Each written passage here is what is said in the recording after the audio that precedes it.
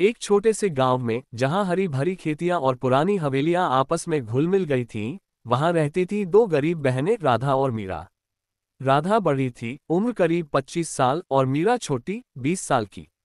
उनके पिता एक किसान थे जो सालों पहले गुजर चुके थे, और मां बीमारी से जूझते जूझते दुनिया छोड़ गई थी। दोनों बहनें अब अकेली थीं, लेकिन उनका बंधन इतना मजबूत था कि वे हर मुश्किल का सामना हंसते हंसते कर लेती।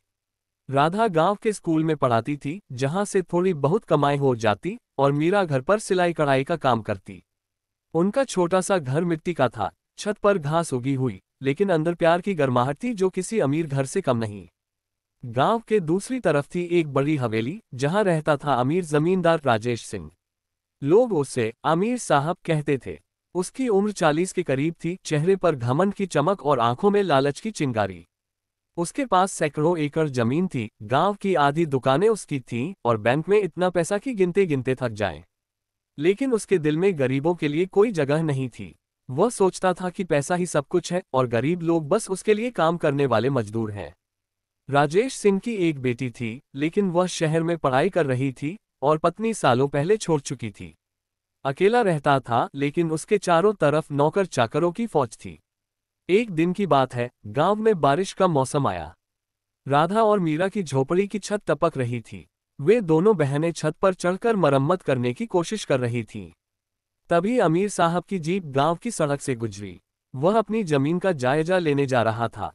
जीप की स्पीड तेज थी, और कीचड़ उछलकर राधा पर गिर गया। राधा नीचे गिर पड़ी, लेकिन सौभाग्य से चोट ज्यादा नहीं लगी। मीरा दौड़कर आए और बहन को संभाला।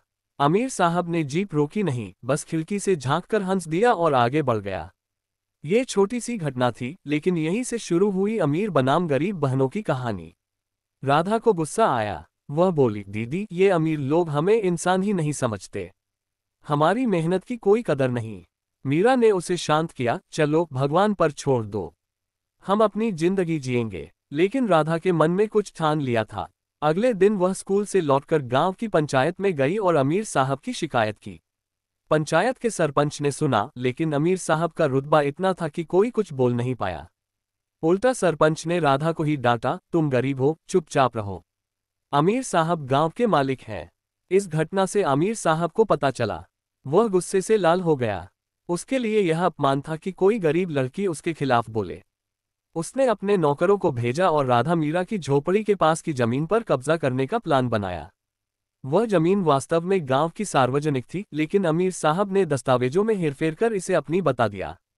नौकर आए और बोले, यह जमीन अमीर साहब की है, तुम लोग यहां से हट जाओ।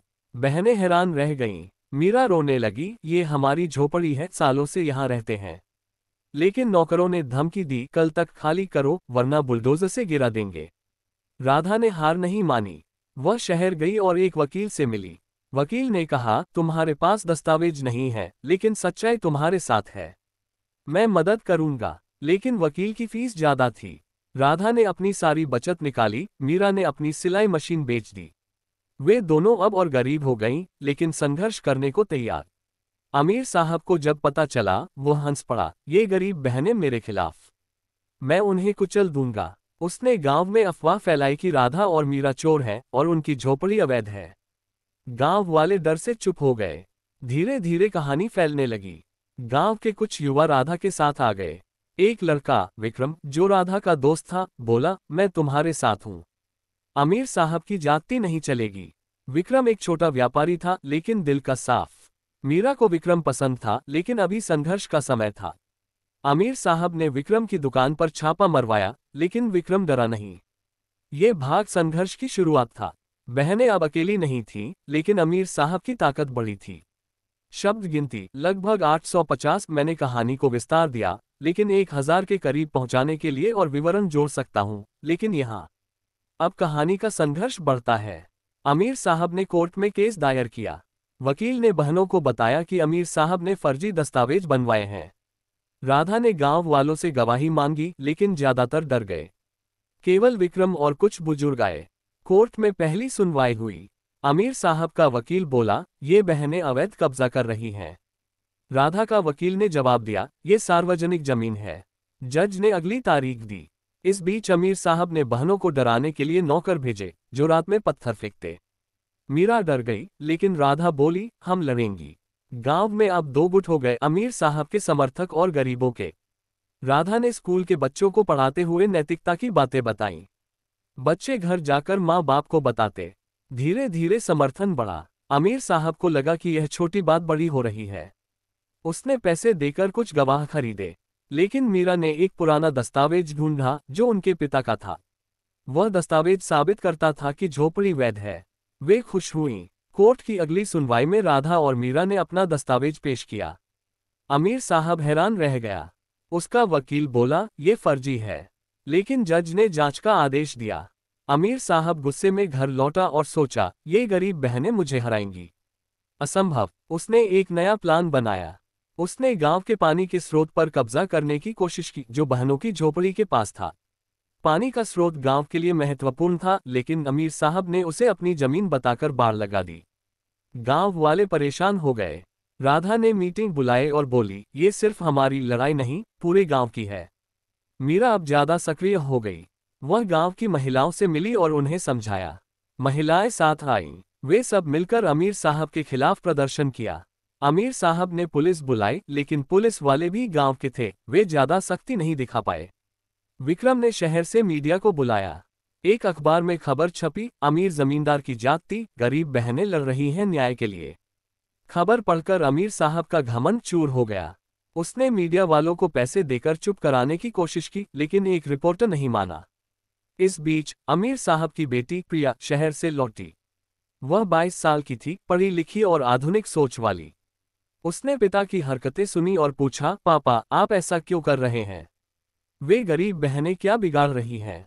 अमीर साहब बोला, तुम नहीं समझोगी। पैसा और पावर सब कुछ है। प्रिया को बुरा लगा। वह चुपके से राधा से मिली। राधा ने उसे पूरी कहानी बताई। प्रिया ने कहा, मैं मदद करूंगी, लेकिन अमीर साहब को पता चला तो वह गुस्से से आग बबूला हो गया। उसने प्रिया को घर में बंद कर दिया। राधा और मीरा अब थक रही थीं। पैसा खत्म हो गया था, खाना मुश्किल से मिलता, लेकिन उनका हौसला नहीं टूटा। विक्रम ने मदद की, वह राशन लाता। एक रात अमीर साहब के नौकर झोपड़ी में आग लगाने आए। मीरा ने देख लिया और शोर मचा दिया। गांव वाले दौड़े आए और आग बुझाए। ये घटना ने गांव को और एकजुट कर दिया। सरपंच अब बहनों के साथ आ गया। वह बोला, अमीर साहब अब बहुत हो गया। कोर्ट में अगली सुनवाई में गवाह आए। अमीर साहब के फर्जी दस्तावेज पकड़े गए। जज ने अमीर साहब को फटकार लगाई, लेकिन अमीर साहब ने अपील की। लड़ाई लंबी हो गई। इस भाग में संघर्ष चरम पर पहुंचा। बहनें अब गांव की हीरो बन गईं। अमीर साहब अकेला पड़ गया। प्रिया ने घर से भागकर बहनों को ज्वाइन किया। वह बोली, मेरा पिता गलत है। अमीर साहब को झटका लगा। शब्द गिनती लगभग 950। कहानी आगे बढ़ी। अमीर साहब ने अब राजनीति का सहारा लिया। वह स्थानीय नेता से मिला और पैसे देकर केस दबाने की कोशिश की, लेकिन नेता ने मना कर दिया क्योंकि मीडिया में खबर फैल चुकी थी। राधा ने एक एनजीओ से मदद मांगी। एनजीओ ने लॉयर भेजा। मीरा ने गांव में महिलाओं का ग्रुप बनाया जो गरीबी के खिलाफ आवाज उठाती। विक्रम और मीरा के बीच प्यार पनपने लगा।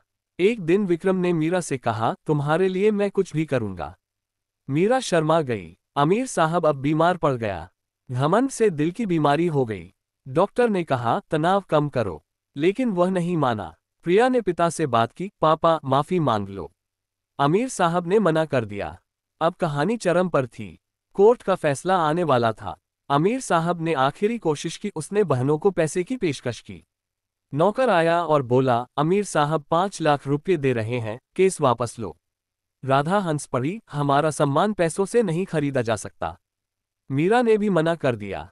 गांव वाले अब पूरी तरह बहनों के साथ थे।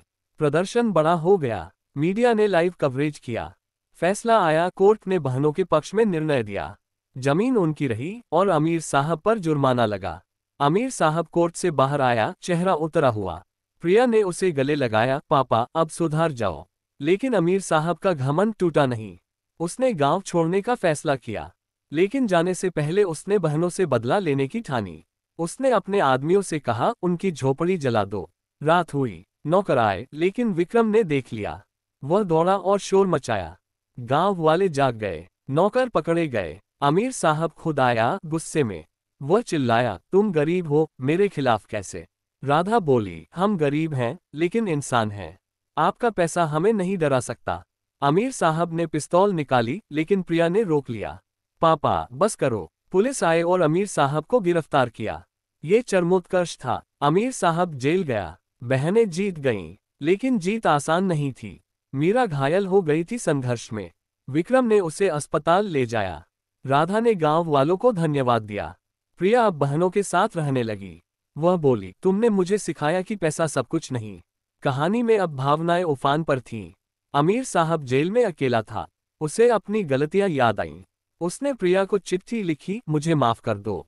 प्रिया ने पढ़ी और रो पड़ी। बहनें अब गांव की नेता बन गईं। वे पानी के स्रोत को सुधारा, स्कूल में नई किताबें लाईं। विक्रम ने मीरा से शादी का प्रस्ताव रखा। मीरा ने हाँ कहा। कुल 1000 के करीब। भाग 4, समाधान और परिवर्तन। जेल से अमीर साहब बाहर आया। वह बदल चुका था। घमंड गया, अब पछतावा था। वह बहनों से मिला और माफी मांगी। मैंने गलत किया। तुम्हारी झोपड़ी मैं बनवाऊंगा। बहनें हैरान, लेकिन माफ कर दिया। भगवान सब देखता है। अमीर साहब ने अपनी जमीन गरीबों में बांटी। प्रिया ने पिता की मदद की। गांव अब खुशहाल हो गया। राधा ने स्कूल बड़ा किया। मीरा और विक्रम की शादी हुई। अमीर साहब दादा बन गया, क्योंकि प्रिया की भी शादी हुई। वे सब मिलकर गांव विकसित किया। अमीर और गरीब का फर्क मिट गया। कहानी का संदेश, पैसा महत्वपूर्ण है, लेकिन इंसानियत ज्यादा। कहानी खत्म हुई। बहनें खुश, अमीर साहब सुधर गया। गांव एक उदाहरण बन गया। सबक, संघर्ष से जीत मिलती है।